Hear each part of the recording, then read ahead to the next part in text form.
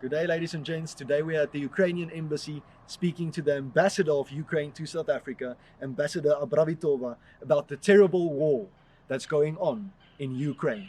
Let's go. So, more than 3.5 million Ukrainians have fled the country by this point.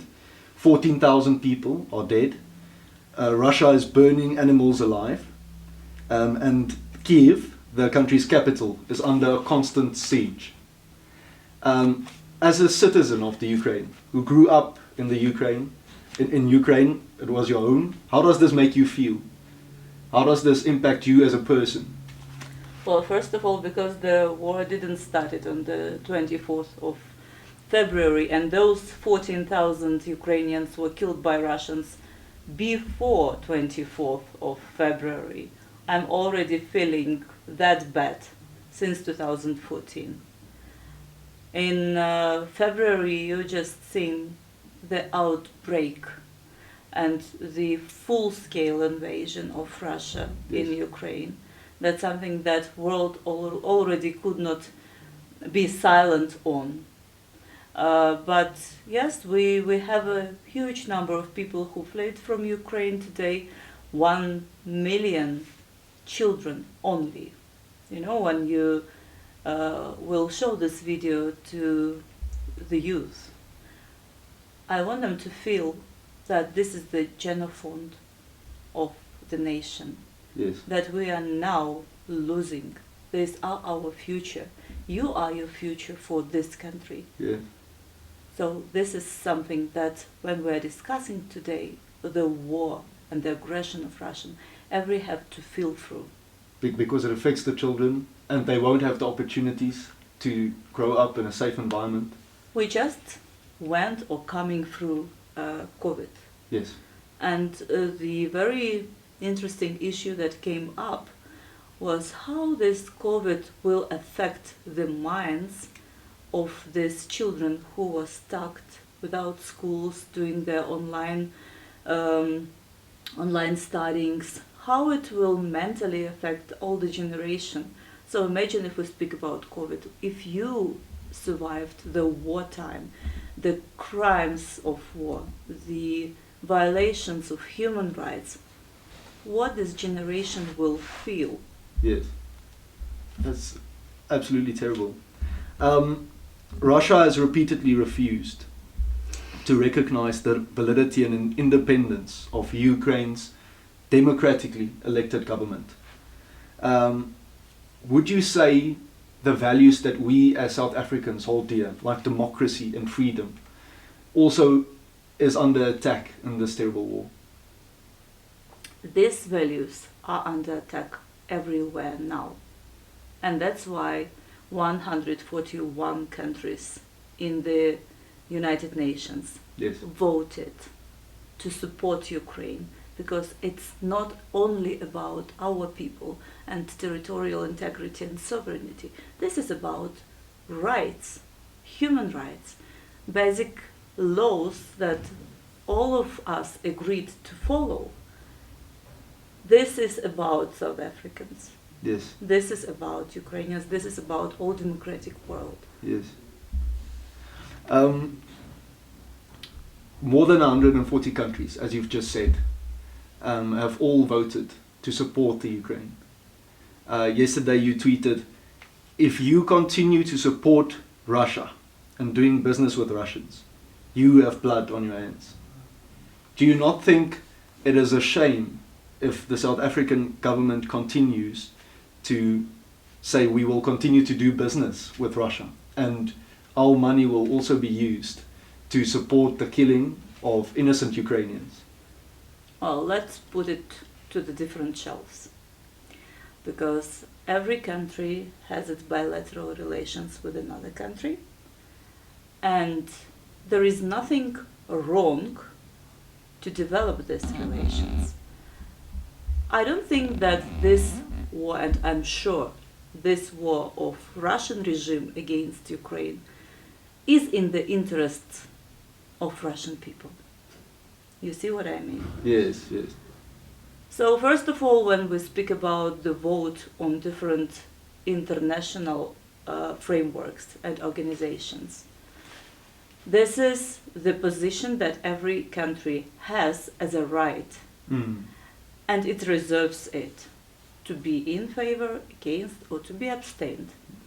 And you cannot criticize, you have to recognize and maybe to, well, let's say recognize the position of each country and to understand where it comes from. Yes. I will not make analysis of why South Africa voted abstain. Yes. But abstention also can be very different. Abstention can be neutral and can be neutral with the shift to a certain partner. But do you think, in the light of the terror that has been going on in Ukraine, that it is still fine to say we only want to be neutral? We don't want to take an active stance of saying let's stand with the Ukrainians against the perpetrators. Let's speak about what can be done by South Africa. Yes. First of all, we have humanitarian catastrophe in Ukraine, and South Africa can help us. What can else be done? We have to call on Russian Federation to withdraw their troops and to make ceasefire in Ukraine. That's the only thing we are asking now from all our partners and from all the democratic sides.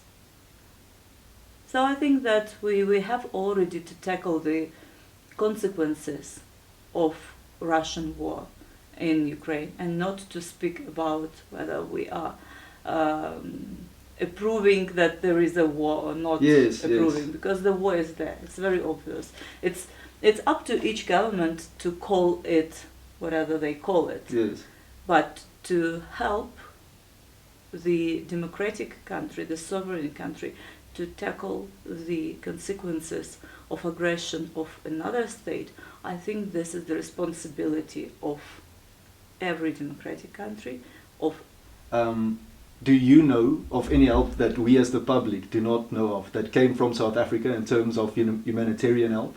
Of course I know. Yes? It's not on the governmental level yet, unfortunately, but it's on different tracks, starting from the people who are buying their stays through Airbnb. Yes, you know the story. Yeah? Yes. That they were paying for their visit that will never happen, maybe. Or maybe after all they will be very encouraged to come again, but we'll pay again.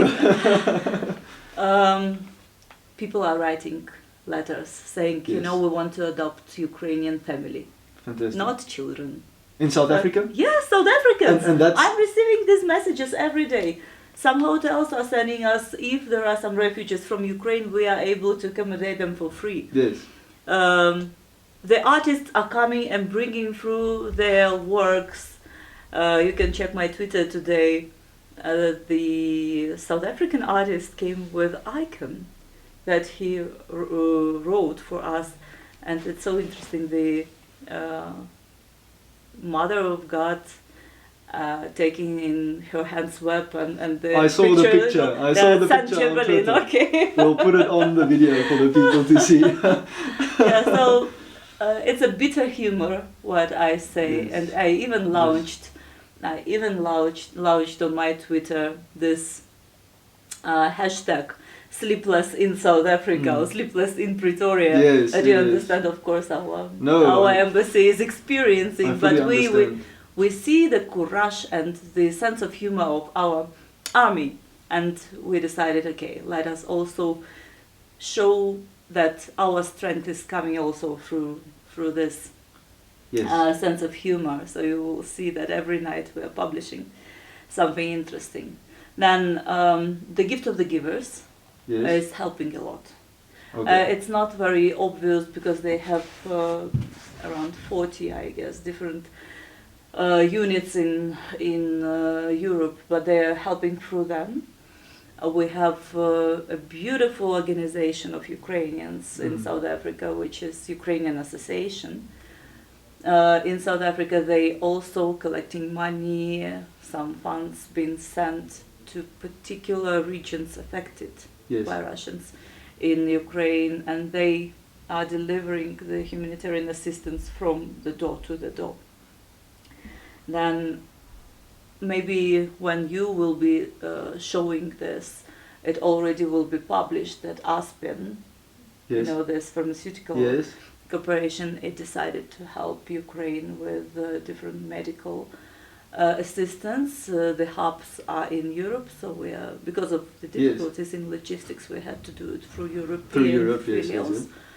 But so this is something that South Africa and South Africans yes. are doing. They are not standing aside. So We're grateful. So even though the South African government has not yet provided any humanitarian help, we as South Africans can still do it through the private sector, through ourselves. Yes, of course. Yes. And I believe even in those countries where governments are very supportive, there are still those organizations or even private persons who are helping on their tracks, on their own. And you don't need to control it, you want to acknowledge it. Yes. So as soon as we know more and more such cases, I think it's a good brick into the future of our bilateral relations. Definitely. For sure.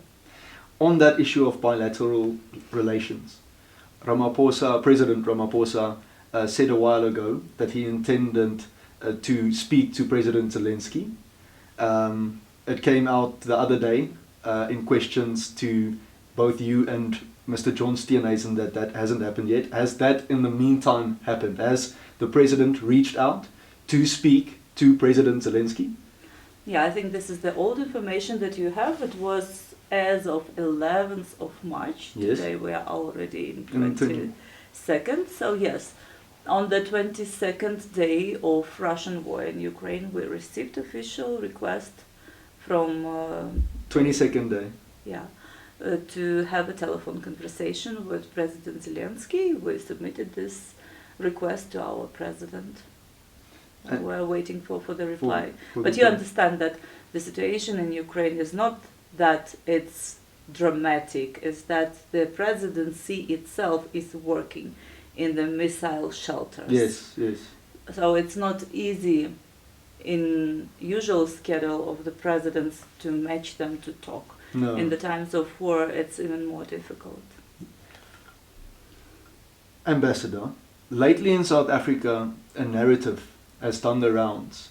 And this narrative is trying to create the image that Ukraine and Russia are equal parties to the war, and that to some extent Ukraine was even the aggressor, and that Russia is not the evil party. What do you have to say to this narrative that somehow Ukraine and Russia are equal parties in this war? I think that we all have to read history and to not allow to anyone to give us a cliché of the narrative. Yes. Because we all heard that NATO or EU or United States is guilty in war in Ukraine. I'm sorry, my soldiers are not in Russia killing their civilians. Yes. All the war actions are happening in Ukraine. Yes. And these are Russian troops. We already killed around 15,000 Russian soldiers and officers while protecting and defending ourselves. Tell me please, are there any other parties to this conflict? Is Russia having war actions on its territory? No. They're coming there, destroying our infrastructure. They're shelling maternity hospitals with women who are delivering children. They killed Russian-speaking people more than they killed in any other war. They came to protect Russian-speaking people in Donbass, but they are killing these people. We recently had a joke, that in my family, half of my family is Russian-speaking. We are from Odessa. And someone said that I'm not Russian, but I'm speaking fluently the language of my enemy. So you see, when some outside forces are trying to use a narrative of NATO being threatening, but no one goes and check the data. What is NATO about? It's about self-defense. How old is already NATO? How many member states? What real threat can be to Russia? Did ever NATO threaten to Russia? Or maybe you want to check if Russian Federation wanted to become a member of NATO, by the way, which was the case. People just don't know about it. Imagine the land borders of Russia is about 20,000 kilometers. Okay. The border with NATO, it's 1.27 or 47,000 kilometers. So just compare what can be the threat. Yes. There had been some recent claims that NATO or the US had been stashing biological or chemical weapons in the Ukraine with an attempt to attack Russia. Do you know anything about this? Of course I know. I'm not sure if you've heard, there had been recent claims from Russia and from parties that US and the NATO had been stashing biological and chemical weapons within Ukraine with an attempt of attacking Russia. Do you think that is true?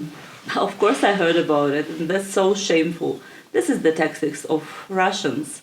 They are speaking things and then they are doing them. Yes. So I will not be surprised if after this statement they are already bringing their biological weapon to Ukraine. Ukraine is a highly developed scientifically country. We had our nuclear weapons, as South Africans did, by the way. Yes, yes. And we also abandoned it. And you also abandoned it? Peacefully. But our nuclear weapons was much bigger than yours.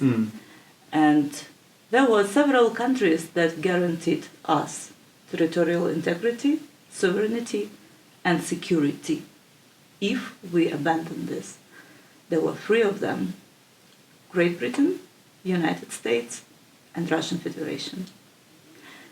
And Russian Federation, who is now making war in Ukraine. Yes. And then when you are coming to the point why this particular countries today is that supportive, is that protective, because they do have obligations. Because if we would have our nuclear weapon now, maybe Russia would think twice before attacking us. Ukraine. Yeah. That's also the part of the history that, or narrative, that is hidden usually from people. For the young people of South Africa, I'm speaking to many young people, and they feel for the Ukrainians. They're saying it's a terrible thing, this war. And many of them feel almost to an extent betrayed by the government's neutral stance and saying we're not going to support Ukraine. What advice do you have for young people? What can we as young people do to show our support to Ukraine? And to, what can we possibly do to support Ukraine? We can do a lot. And every voice matters today. Every cent that you are sending today to Ukrainian people matters. Any cane of meat or fish that you are passing or bringing to the embassy today, it matters. Because we are protecting the rights that are uniting you here in South Africa. Look how Ukrainians are strong. Who would think, maybe 30 days ago, that the second largest army in the world would ask third largest army in the world the support to fight 22nd largest army in the world?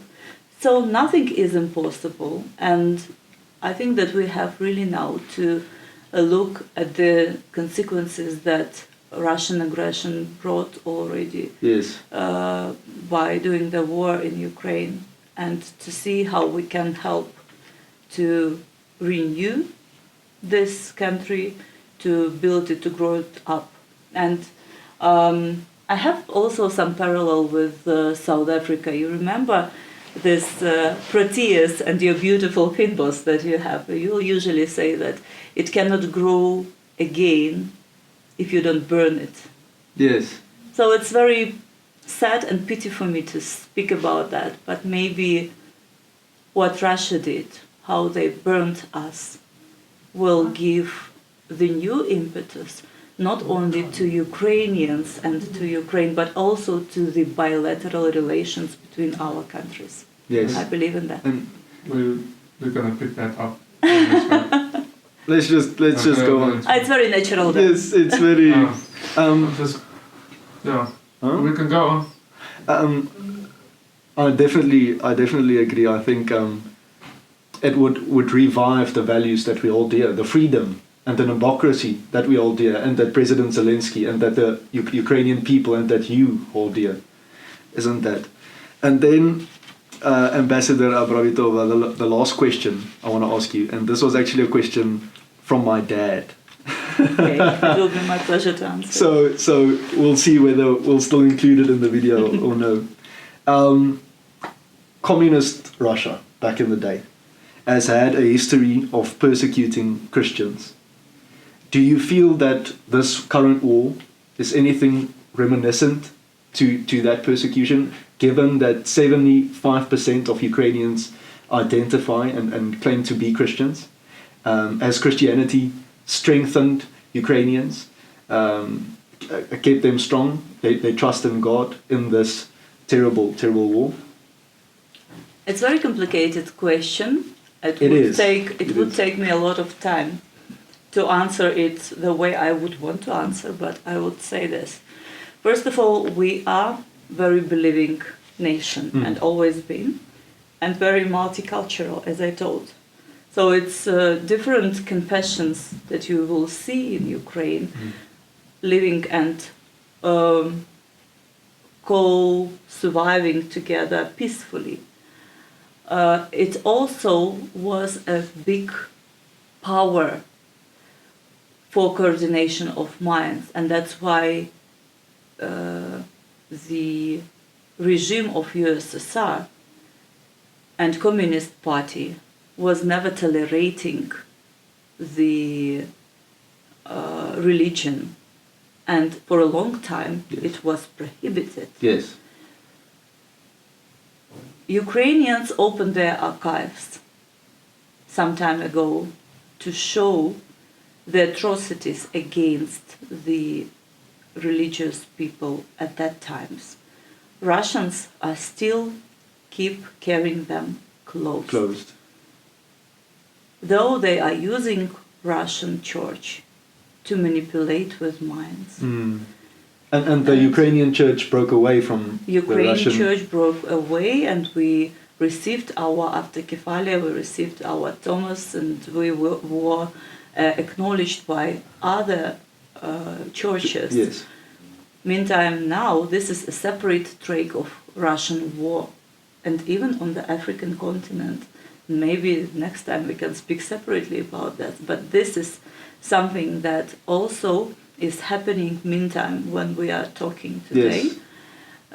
And I can't imagine the patriarch who is blessing Russian soldier to kill Ukrainian innocent people. That's what is happening. So every war will be finished, and these war crimes will be recognized, and the people who are responsible will be punished. Yes. And even those religion people who claim to be religious people, they will sit next to Mr. Putin. Yes. I strongly believe in this. May it be so. Thank you so Thank much, you. Ambassador Abravitova. It was so necessary to speak to you, and hopefully South Africans can see this video, relate to the terror that you and your family and the staff at the embassy and Ukrainians back at home had been going through. Thank you. And It is important to talk, and you're always welcome. It's open discussion. We can bring it to different aspects, because there is an economic aspect, there is a political Yes. aspect, there is a cultural aspect, which is also very important, yes, yes. and religious as well.